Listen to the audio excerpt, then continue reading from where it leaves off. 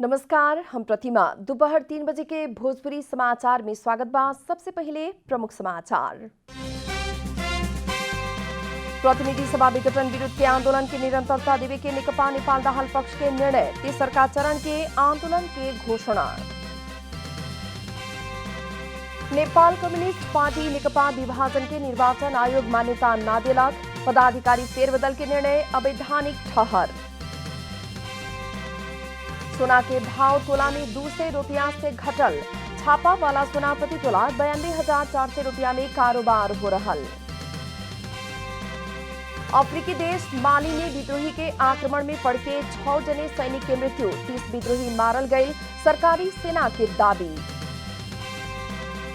आप प्रधानमंत्री कप में एपीएफ द्वारा त्रिभुवन आर्मी के सामने 241 रन के लक्ष्य प्रस्तुत, आर्मी जवाबी बैटिंग कर रहा। अब पूरा समाचार। नेपाल कम्युनिस्ट पार्टी नेकपा नेपाल दाहाल पक्ष प्रतिनिधि सभा विघटन विरुद्ध के आंदोलन के निरंतरता देवे वाला बा। नेपाल दाहाल पक्ष आज तेसरका चरण के आंदोलन के कार्यक्रम घोषणा कैले बा। प्रतिनिधि सभा विघटन के प्रतिगामी कदम कहते आइल नेपाल कम्युनिस्ट पार्टी नेकपा माधव कुमार नेपाल पुष्पकमल दाहाल पक्ष यह विरुद्ध के आंदोलन के निरंतरता देवे के फैल बा। नेकपा नेपाल दाहाल पक्ष से सोमवार के प्रतिनिधि सभा विघटन के विरोध में आंदोलन के थप कार्यक्रम घोषणा कल गई बा। 2077 माघ 14 देखि 21 गतेसम्म माइतीघर मण्डलमा संविधान सभाका सदस्य, राष्ट्रिय सभाका सदस्य र यो विघटित भनेर जो प्रतिक्रमण गरिएको छ, प्रतिनिधि सभाका सांसद र प्रदेश सभाका सदस्यहरूले लगातार दैनिक धरना कार्यक्रम हुनेछ। प्रतिनिधि सभा विघटन विरुद्ध आन्दोलनरत नेपाल दाहाल पक्ष नागरिक समाज विभिन्न प्रबुद्ध वर्गसँग के अंतर्क्रिया तथा परामर्श के बाद तेसरका चरण के आंदोलन कार्यक्रम घोषणा कैलक।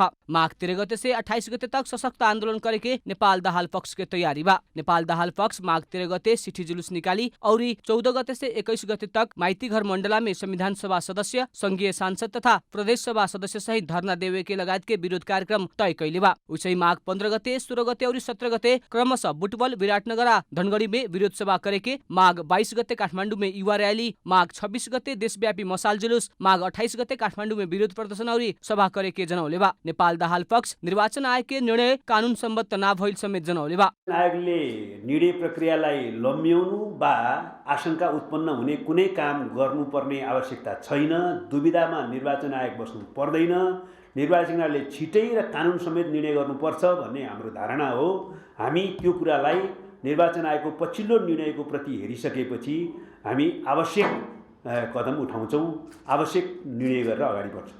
नेकपा नेपाल दाहाल पक्ष प्रतिनिधि सभा पुनर्स्थापना होके परेके और प्रधानमंत्री केपी शर्मा ओली के सुधरे परेके जोर देते आइल बा। कैमरा में जयराज थपलिया के साथ रूपा कुलाल की रिपोर्ट।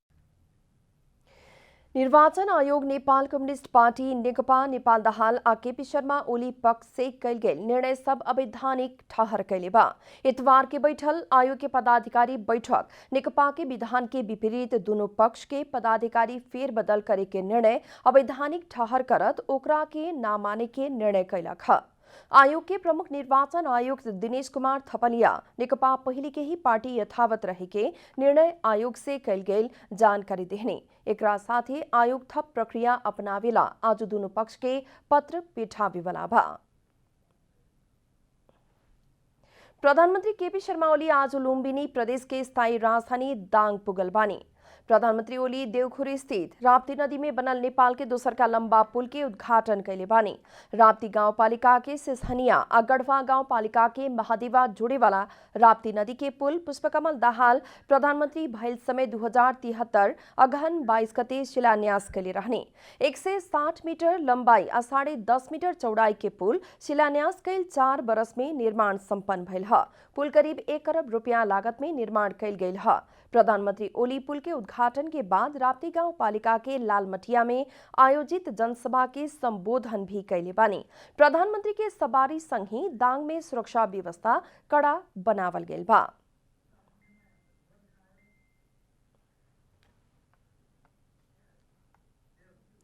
नेकपा नेपाल दाहाल पक्ष के नेता घनश्याम भूषाल निर्वाचन आयोग सेटिंग में ना पड़ल बात के पुष्टि करे ना सकल बतौले बानी। नेता भूषाल निर्वाचन आयोग से इतवार के कल निर्णय से आयोग के औचित्य अभी भी पुष्टि होके ना सकल दावी कैले बानी। आज रूपन्देही स्थित भैरहवा में लुम्बिनी प्रेस क्लब से आयोजना कल गेल पत्रकार भेंटघाट में नेता भूषाल निर्वाचन आयोग कुछ भी निर्णय ना करे के निर्णय कैल बतौले बानी। निर्वाचन आयोगले अहिले जे निर्णय गर्यो यो निर्णयले उसले आफ्नो औचित्य अझै पुष्टि गर्न बाँकी राखे, किनभने उसले निर्णय गर्नु पर्थ्यो, निर्णय गरेन। एउटा चाहिँ ठिकै के गर्यो भने 441 नै हो नेकपाको केन्द्रीय कमिटी भन्ने कुराले स्थापित गर्छ, त्यस अर्थमा यो ठिकै छ। त्यसबाहेक उसले अरू निर्णयहरू गरेन। नेता भूषाल संविधान आ कानून मुताबिक सही निर्णय के सही ठहरा के आयोग से आपन औचित्य पुष्टि करे पड़े के बतौले बानी।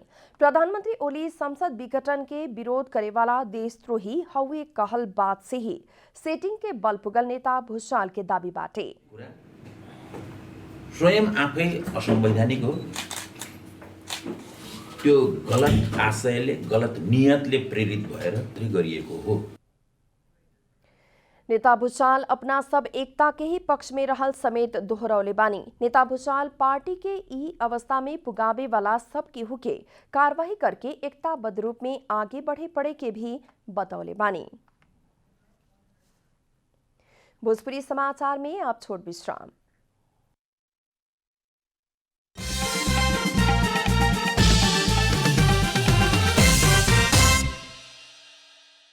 भोजपुरी समाचार में आप बाकी समाचार।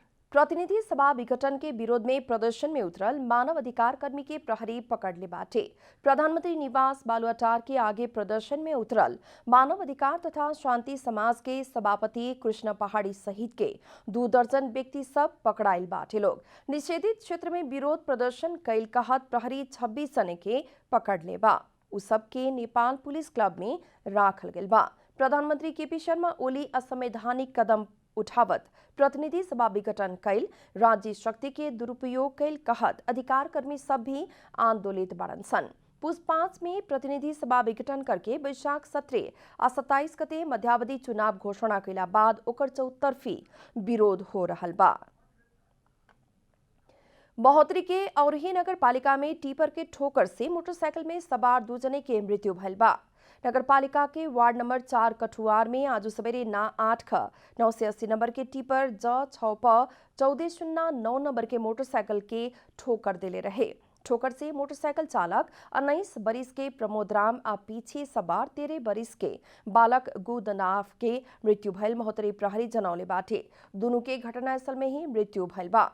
ठोकर देवे वाला टिपर चालक के प्रहरी नियंत्रण में लेहल गइल बा। घटना के विरोध में स्थानीय सब टायर बार के प्रदर्शन करत सड़क अवरुद्ध बनौले बा। अब आर्थिक समाचार।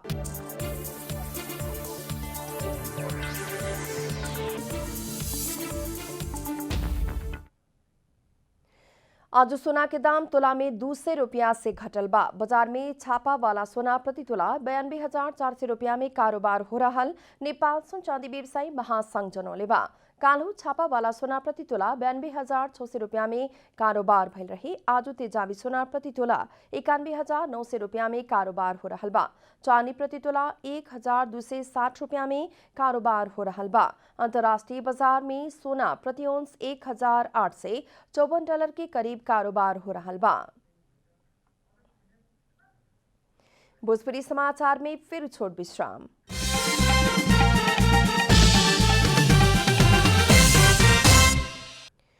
भोजपुरी समाचार में अब अंतर्राष्ट्रीय समाचार।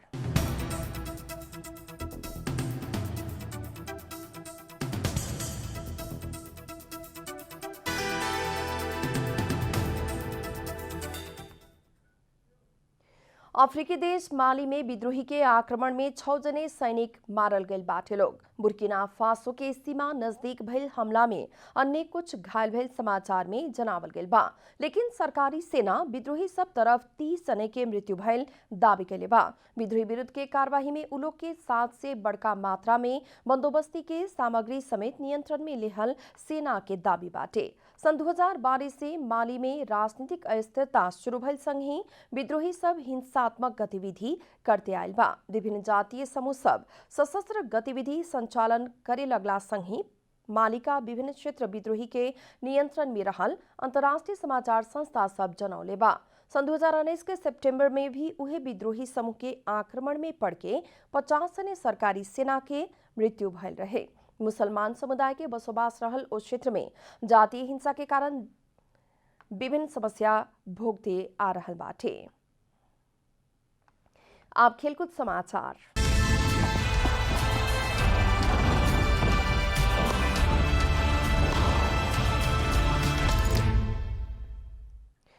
प्रधानमंत्री कप राष्ट्रीय पुरुष क्रिकेट प्रतियोगिता में त्रिभुवन आर्मी क्लब 241 रन के लक्ष्य पीछा कर रहल बा। सशस्त्र प्रहरी बल एपीएफ क्लब आर्मी के सामने 241 रन के लक्ष्य प्रस्तुत कैले बा। कीर्तिपुर स्थित टीयू क्रिकेट मैदान में टस हार के पहले बैटिंग कैल एपीएफ 49 ओवर 4 बॉल में ऑल आउट होकर 240 रन बनौले बाटे। एपीएफ खातिर सुमित महाजन सबसे बेसी 46 रन बनौले बाड़न। ओहि लेखा सुभाष खकुरेल 38 आ संदीप जोरा 28 रन बनौले बाड़न। आर्मी के हरि चौहान 5 विकेट लेले बाड़न। साहब आलम 2 विकेट लेले बाड़न। समूह ए में रहल दोनों टीम सेमीफाइनल में प्रवेश कर चुकल बा, लेकिन ई खेल से समूह के विजेता आ उपविजेता तय होखी। इस समूह में एपीएफ 3 खेल में 6 अंक जोड़ के शीर्ष स्थान में बा, तो आर्मी भी 6 अंक जोड़ के दोसर का स्थान में बा। इस समूह से कर्णाली प्रदेश, गंडकी प्रदेश आ प्रदेश 1 बाहर हो चुकल बा। अंत में प्रमुख समाचार फिर एक बेर।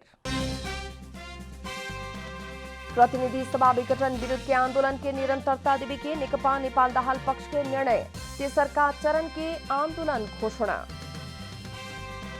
नेपाल कम्युनिस्ट पार्टी नेकपा विभाजन के निर्वाचन आयोग मान्यता न दिलक, पदाधिकारी फेरबदल के निर्णय अवैधानिक ठहर। सोना के भाव तोला में 200 रुपया से घटल, छापा वाला सोना प्रति तोला 92,400 रुपया में कारोबार हो रहा। अफ्रीकी देश माली में विद्रोही के आक्रमण में पड़ के 6 सैनिक की मृत्यु, 30 विद्रोही मारल गए, सरकारी सेना के दावी। आप प्रधानमंत्री कप में एपीएफ द्वारा त्रिभुवन आर्मी के सामने 241 रन के लक्ष्य प्रस्तुत, आर्मी जवाबी बैटिंग कर रहा।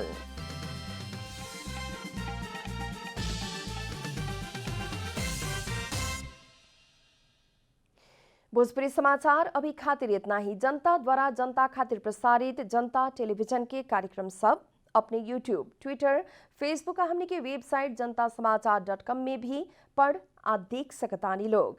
सूचना में अपने की सहभागिता, समय में समाचार हमनी के प्रतिबद्धता। नमस्कार।